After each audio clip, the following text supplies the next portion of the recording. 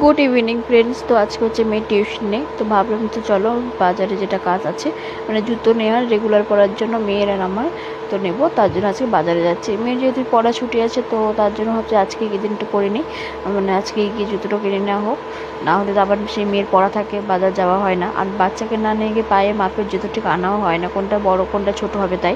তো বাজারে ঢোকার আগে দেখছি মায়ের মন্দিরে আরতি হচ্ছে, যেটা আমাদের বাজারে কালী মন্দির। আর এই মন্দিরের আরতিটা খুব সুন্দর ভালো লাগে দেখতে। তো আমি একটু দাঁড়িয়ে মাকে একটু প্রণাম করে আরতি দেখে চলে এলাম আমাদের জুতোর দোকানে।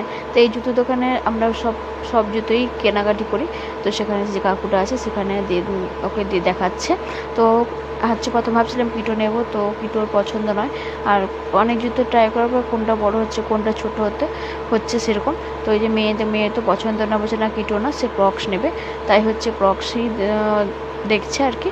তো কোনটা কালার পছন্দ যদি পায়ে হচ্ছে না ফিটিং, তো সেরকমভাবেই চলছে। তো অনেকগুলো জুতো ট্রাই করার পর ফাইনালি অ্যাশ কালার জুতোটা দেখতে পাবে ওটাই হচ্ছে ও নিল। তো এটাও পছন্দ হচ্ছে না, অনেকগুলো জুতো হচ্ছে না পায়ে। তো